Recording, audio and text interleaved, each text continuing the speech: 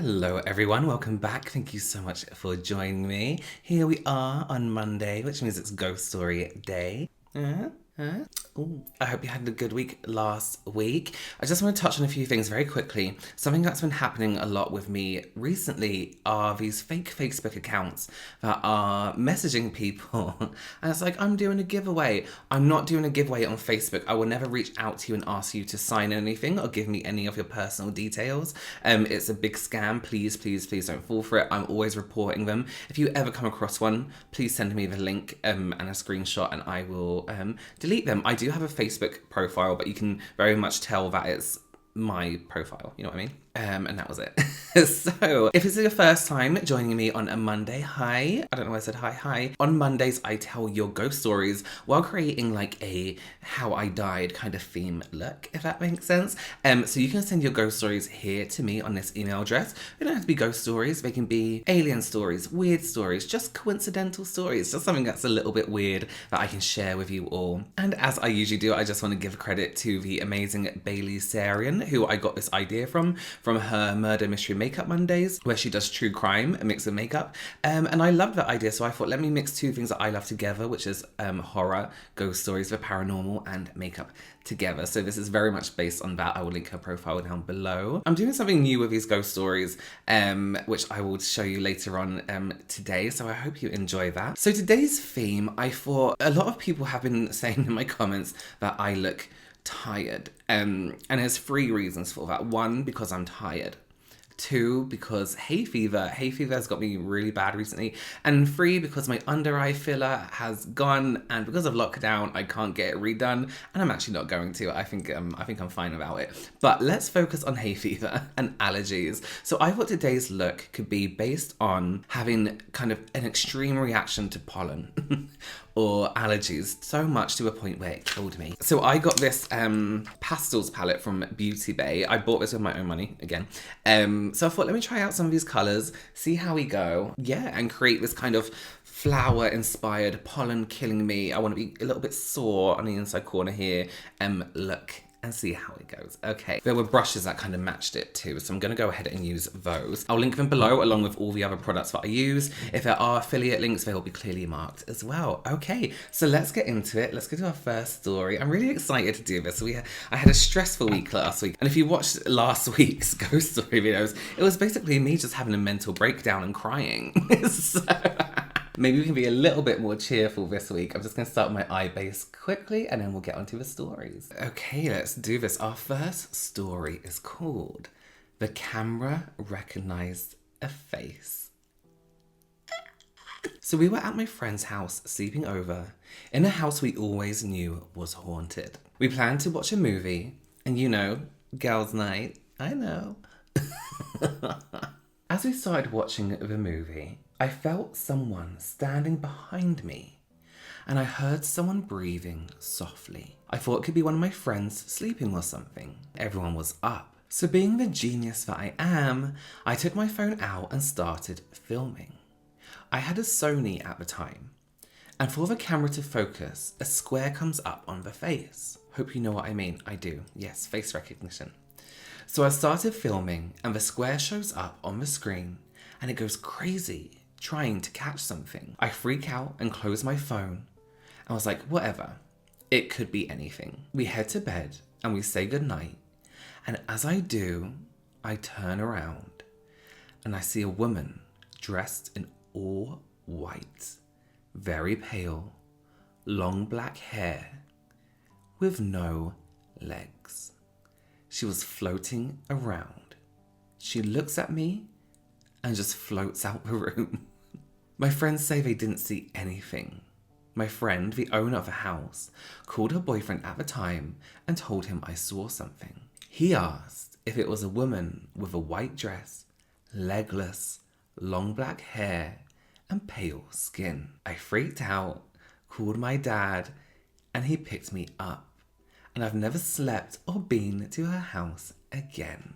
Imagine just seeing a ghost and they're like, oh, and then just float out the room. I'll be like, you come back and at least haunt me. You've just scarred me for life. That's kind of good by that it was like not backed up, but almost like you had somebody who had seen it as well, not with you, but at least the boyfriend has seen it before. So then at least you're not like, you don't feel completely crazy. I would rather someone saw something with me or experienced something with me than me having this experience by myself and being that person who's like, I saw a legless woman and she floated out the room, you know, and everyone's like, yeah, of course you did, you know. The second story we have today is called The Boy in the Inn. My mother and I share a fondness for vintage items and history, in particular the Civil War era. We live 2 hours away from Gettysburg, Pennsylvania, where from July the 1st to the 3rd, 1863, the Battle of Gettysburg took place. The battle involved the largest number of casualties in duration of the Civil War, accounting for an estimated total of 50,000 deaths. In July 2017, we stayed at the famous Farnsworth Inn, This building was erected in the early 1810s and survived the Civil War. It is still riddled to this day with 135 bullet holes and suffered during the 3-day Gettysburg battle. Supposedly the room we stayed in was haunted by a young boy who was run over by a horse and carriage right outside the inn. He was brought inside and died in the room. As someone who's quite skeptical of paranormal activity, I didn't expect anything to happen during our 3-night stay. Overall, I did not sleep well whatsoever during our trip, and always felt like I was suddenly woken up for some reason. But that could be accounted for the hard mattress and unfamiliar surroundings. However, the first night that we were there, I put my phone on charge and tried to sleep, but it was constantly lighting up and making beeping noises, as if someone was playing with it. Earlier that day, I had charged my phone and no such issues. I woke up the next morning fully expecting the phone battery to be dead, but it was 100% charged. Our last full day in Gettysburg, I woke up around 5:30 a.m. to shower, and I went to turn on a sink. There was no water. I tried the shower again and again, no water. However, oddly enough, there was water in the toilet bowl. It was a Sunday, so unfortunately, no maintenance workers could assist in our situation. Later in the day, we ventured to the front desk in the afternoon to inquire about accommodations for last night of our stay, or if our room would be fixed. The front desk staff were flabbergasted, because every single other room in that inn had running water. Our room was the only one with no water. Luckily, everyone else in the inn had checked out that morning, so we had free reign of the inn wherever we wanted to stay. And as they said, we checked the other rooms and the water worked in each of them. So here's the thing about like ghost haunting and stuff, is that I would mind if a ghost was haunting me, but just don't mess around with my stuff. Don't make life difficult. If I want to shower, like I want to shower, you know? Don't be like, oh, I'm gonna stop your water because I'm a rude ghost. But I guess I would rather that than keep seeing it all the time. Actually, what would you guys rather? Would you rather have a ghost that like messed with your shit all the time, or would you rather have a ghost that like, you know, you're in bed and you wake up and it's suddenly standing at the end of the bed and it disappears, or it floats out the room with no legs? What would you prefer? I actually think I'd rather it just mess with my stuff thinking about it now. These pastels are really nice. I'm just gonna add like a pinky tone underneath just to get that kind of sore eye hay fever look. Okay, so I will finish up my eyes in a bit. Let's move on to my skin. Alright, our next story is called The Playful Poltergeist. In brackets, not sure if it's a poltergeist, but it has a nice ring to it, yeah. My name is Kelsey, and I'm a fellow makeup artist living in New York City. Hey, I was introduced to your channel by a fellow artist I worked with on set, and I've been obsessed with your videos ever since. Thank you so much to you both. Your ghost story, Get Ready With Me, is my favourite, and I wanted to share my paranormal experience with you. About 6 or so years ago, my parents, who had been separated for 14 years, have just reconciled and decided to rent a house together. The house was owned by an older couple who built a house in the 1950s and lived in it until the late 1970s. I'm very suspicious about the 70s. I don't trust the 70s ghost situation. They had one son who died in the house due to complications from polio.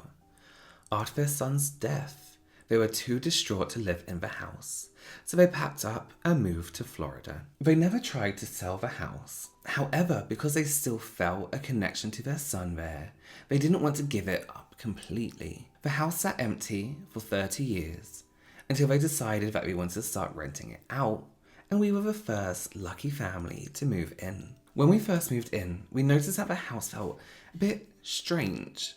When we were moving things into the basement, we saw someone had painted the word Jesus in big red block letters on the floor. There was a strange closet under the stairs that had faded scrawlings of names and words etched into the wood. We couldn't make out most of it, but one name definitely said Paul. There was even a live bat hanging on the ceiling rafters. I think bats are cute, so let him live there. Or she. After a few weeks, I started to notice knocks on my bedroom door. It was always free, very quiet, but distinct knocks in the middle of the night. My father and I were both convinced that it was the son that died in the house. Now let me say, the things that happened weren't demonic or evil in nature. They were more mischievous or playful than anything. My dad figured that since the son was bedridden for most of his life, he was quite an active spirit in death. But aside from a few knocks at my door at 3 a.m, of course, I never experienced anything with a son's spirit until my parents were away on holiday one week. I remember I was watching TV late at night and I went into the kitchen to make a snack. The light was on in the kitchen, which I found odd because I normally turn the lights off whenever I leave a room. I made myself a snack, flipped the light off, and went back to the living room. A few minutes later, I got thirsty. I went back to the kitchen to get myself a drink. The light was on, and I remember getting goosebumps immediately because I definitely had turned off the lights. I quickly grabbed a Coke from the fridge, turned the lights off, and booked it back to the living room. Halfway to the living room, the lights turned on in the kitchen behind me. I froze, panicking, but tried to remain calm as I didn't want to give off any negative energy around him, whether he was demonic or not. I walked back to the kitchen, put my finger on the light switch and said, "I'd like to keep the light off, please."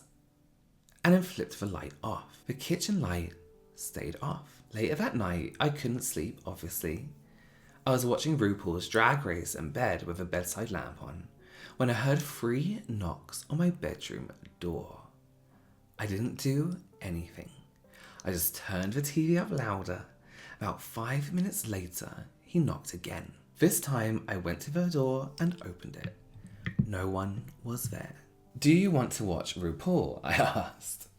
I stood there for about 10 seconds and then closed the door. There wasn't any more knocking on my door the rest of the night. The next morning, I woke up to both the TV off and my bedside lamp off. He must have taken my keep the lights off seriously. I hope you enjoyed my story. Thank you so much for everything you do. You're an absolute joy to watch. Thank you so much. That is so cute. It just goes to show that even ghosts can become, tamed house guests. Okay, our next story today is called The Ouija Board and the Girls' Bathroom. So, hey Robert, so this happened back when I was in the 5th grade. It was lunchtime and I sat with some girls who I'd known for a while and things were going well, but they quickly turned south. One day, one of the girls pulled out a Ouija board and suggested that we play. Me, being the naive kid who knew nothing about the game and was skeptical, decided to watch and not play. A good decision in the end. We all decided to congregate in a pretty much abandoned bathroom so the teachers wouldn't see us and take the game away. The game began and other girls were asking some pretty dumb questions and nothing happened. All of a sudden, the planchette began to move and spell something. It turned out to be one of the girls' names. That alone terrified me. But next, it began to spell come, and then pause, then play, pause, with, pause, me. The following day, the same girl that had her name spelled out went to the bathroom, the same bathroom that she had her name spelled out. She had been gone a long time. So when the teacher had me and another girl go check on her, we turned a corner. Right as we were about to enter the bathroom, we heard a girl scream at the top of her lungs. We rushed inside. The girl was laying on the ground with her head bleeding. We rushed to her side and frantically asked her if she was okay, only to see her staring at the corner. She screamed again. We both looked up to see a figure hanging on top of a store. It was a woman with a torn white dress and no face. She looked like a corpse. Still in shock, I stared at her for a few seconds.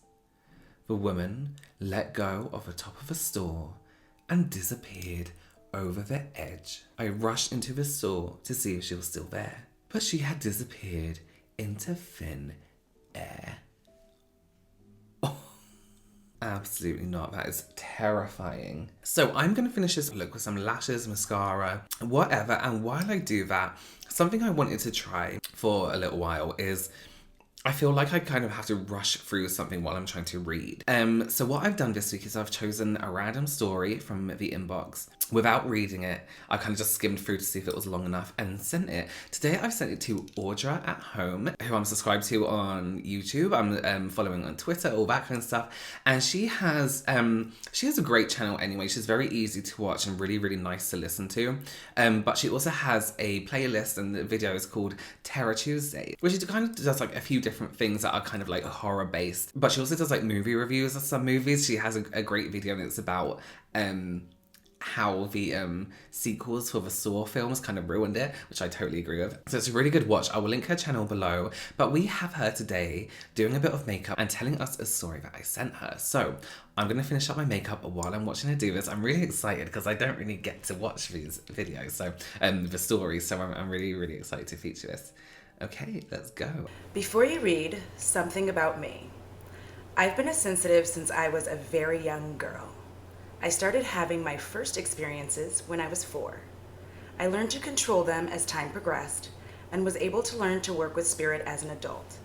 I'm what is called a physical medium, so I've had a lot of really interesting personal experiences over the years. I had a lot when I lived in Southwest Ohio, but this is one that actually scared me the most because I still was learning to actually understand my gifts. Maybe some of your viewers might get something out of my story. I hope you enjoy reading it. Patty. Over the years, my former husband and I would go look at houses to attempt to buy one. I call this my period of wanting to start roots. I've always been fond of old homes. The older the better, but my favorite periods are the 1880 to 1910s. There is something to me about the architecture of those time periods that calls me. Victorian homes, particularly the ones called painted ladies. Maybe it is the feminine silhouette of these homes that makes me love them. Maybe it was that my first haunting experience happened in one. Regardless of what it was, I love them. Their gingerbread trim and big grand porches. The special details of inside, like hand-carved fireplaces and often stained glass windows. All of it makes me so excited and happy, like I'm transported to another time. It was my love of these houses that brought us to a little 2-lane road near our old apartment. We were getting ice cream at this awesome old place we knew where they would dip the cones in hard chocolate shells. I suggested we take a drive down to where all the old houses are in the town, 2 towns over. He agreed, and so we turned onto the road, and just as we got not too far from our turnoff, there was a house with a for rent sign. Sitting on a pretty piece of property was this adorable, smaller Victorian home. I instantly loved everything about it, which made me curious. I asked him to pull in. I remember clearly that we had a heck of a time getting out onto the road again safely. There was an old gnarly tree that blocked your view of the road, plus the road curved in just a way it gave a horrible blind spot. The first thing my former husband said was, "We get this place, I'm cutting down that tree." The poor thing was dead anyhow, so I agreed. I took the number down and dialed it on my cell. No one answered, so I left a message and we turned out of the gravel turnaround and went down the road. A few minutes later, my phone rang and it was the owner of the house. I inquired a few things and he said he wasn't available today, but tomorrow afternoon would be better. I was now excited. We agreed after work, which was in the afternoon for us, and we continued on our sightseeing tour. The next day around 2:45, give or take, we found ourselves again parked in the driveway of the house. I couldn't help myself, so I got out and started to wander around. All over the front and side yards were dragon and damselflies. They were darting here and there, pausing to land on blades of grass. Anyone who knows me personally knows I love bugs. Me too. The neat ones, dragonflies, ladybugs, butterflies, praying mantises, and spiders. I love spiders. Yes, I said it, I love spiders. So the thought of having all these beautiful dragonflies in a yard I get to sit in the summers fascinated me. The upstairs was cozy with 2 small bedrooms, but the longer I stood there, the more I began to notice there was a presence with us. First subtle and now winding up. It felt like someone on edge, wound tight as a spring. She, that I got very clearly, didn't care for me in her home at all. Her home. Communicated just that way. I was standing in a long closet admiring the closet space when I got this message loud and clear. I looked back at my then husband and he gave me that knowing look that he also had picked up on something off. He and the owner during this had been talking about the attic and she became more agitated. We went downstairs into the dining room that he said he left the original floorboards in place. Another beautiful sign that this man really respected the space he was restoring. The planks were wide and the room was small for a formal dining room. I wondered if it was used for something else. The kitchen was big, but the minute I put my foot over the threshold, I felt sick. The owner at this point noticed I was starting to babble. His speech pattern had sped up, and I noticed he'd started having this nervous tick of washing his hands. This didn't seem like a man you made nervous, more the type that would make you nervous because of his size and physical prowess. What the fuck? I'm getting nervous. He took us out the back door and turned left. Down the oddest pitted stairs, we went into the cellar. I instantly did not like this space. It was sunny and my then husband was entertaining the owner so that we could be left alone because he could tell I was now in my mode. Something caught my attention and my interest was piqued. While he and the owner were in the back corner discussing the old pump to the old well, I am standing with my back to the wall, but in the center of the room. It's a warm day outside, might I remind you. It's probably 85 degrees. So there I am, standing there, and I feel something rush the back of me. It slithered. That's the best way I can describe it around me, covering me from head to toe. I could feel how angry and haughty this woman was. She again reiterated it was her house. I glanced over to the 2 men as I'm feeling this. I got a visual of the woman, which is very unusual. She was very menacing, heavy-set, older, and I could tell that those that lived with her saw her as a tyrant. No! I caught the eye of the owner, and I do believe I probably had a pretty distraught look on my face. This was early in my experiences with mediumship, so I didn't have the same resolve as I do now when these things happen. He knew I knew. I quickly made an excuse. I'll be outside in the yard. It's so pretty today. I want to look around. A few minutes later, the 2 of them came up and he showed us around the yard, taking us down to the edge of the property where a wood and metal bench had been secured into the mud under the bow of a few trees. Oh, that's pretty. We're looking out onto what I thought was a pond, but the owner described it's a holding pond for the sprinkler system for the golf course behind us. We shimmied back up the small hill and thanked him for the tour. He asked if we'd like to come in and get an application. I had seen them sitting on the kitchen counter and told my husband to go ahead and get one. I'd stay outside admiring the yard. Thanking him again, we climbed into our car, and when we were down the road far enough, I remember blowing out a huge breath. My ex looked at me. That place is frickin' haunted. My former husband, who was always such a good sport, chuckled and said, "Oh yes, it was." I went on to explain exactly everything I felt. He told me that when we were in the basement, he felt the room change. He could tell when I was standing alone that something was going on with me. He had become accustomed to how I physically would go inside myself to listen to everything outside of me. He was completely familiar with how I worked. We went home, and I was surprised to hear that the owner had left a message on the machine. "Mr. and Mrs. just wanted to call and thank you for coming to see the house. Please feel free to call me with any questions." It seemed really odd that he was calling so quickly. The house was priced too high for us to purchase, but we considered that if we rented to own it for a while, maybe we could afford it. I know what you're thinking, aggressive ghost, and you still want to consider buying this house.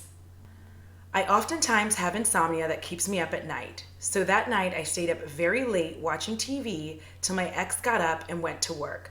I settled down in the blue-black of the morning and fell asleep. I want to explain that I don't dream often.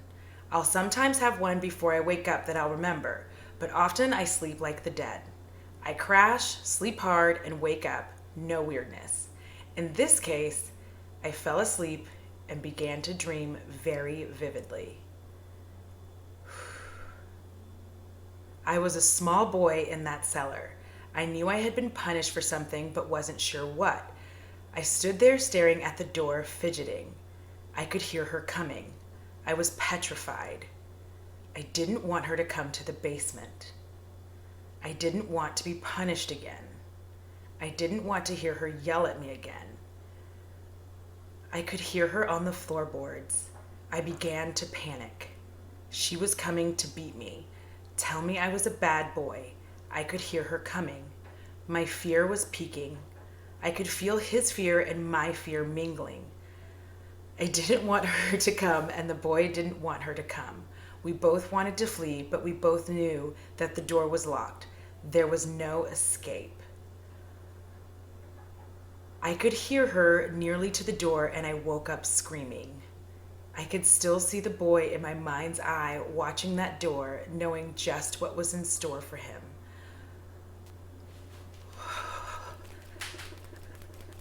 Oh my gosh, okay. It took me almost an hour to calm down. I had to get up and relax, but I was afraid to sleep. I had no idea what to think, but what I knew was there was no way I would be sleeping or spending any time in the house. The very idea of it freaked me out. I'm brave, but I'm not going to lose my sanity in a place that is far too haunted for its own good by a very mean woman. I continued to have dreams on again and off again about this house. Some were normal dreams, other again were fearful, and I'd run in the dream out of the house. This was even after we told the owner we wouldn't be renting to own the home. This road was one we'd often take for fun to drive along the river to enjoy the scenery on warm days. Every time we'd pass the house for up to a year and a half later, I'd feel the spirits reach out for me. Finally, the last day, I made contact after we had seen the house was occupied. We drove by, coming back down into town. I felt someone reach out to me, and I said, "No, you don't want my help. You frightened me, and I don't do this work to be scared. You won't bother me anymore." Standing up against my fear, I never had another dream or connection. It was those words that helped me disconnect from the house. Sometimes to be aware of is how easy it is to reconnect to a place you've been and had experienced. Just because we're physically gone doesn't mean that we can't energetically connect to a place. Energy is not physical, it can be sent long distances, and it's this energy that taps the line into places we've had experiences in. I stayed plugged into this home, and so I continued to have those experiences. This was the earnest mistake of a budding medium still learning the ropes of what and what not to do when in contact with spirit. I learned from this experience that I need to detach, ground, and release before I go home. It's not always going to be 100%, but it's a good habit to get into. I look back at that experience, and for a long while, I actually went back and forth as to if I wanted to contact the owner about my experience. When I saw he rented the house, I considered contacting them quietly and asking if they'd had any experiences. I realized that it's possible that new people hadn't. Some people are just not wired to see or feel things. We can if we are open to the experience, but some just don't want the experience. I decided that I would keep it to myself and move forward. To this day, I often wonder if the people living there have experienced anything. Maybe before I leave this area for good, I will drive down and knock, sucking up my fear, and ask them. Oh. That is shivers. Oh my gosh. That is like, wow. No. Oh my God. I just got like watery eyes because it really scared me. That was incredible. What an amazing story. I'm so glad I got to listen to that. I didn't have to read it out. Thank you so much to the amazing AUDRA at home. I'll leave all her links below.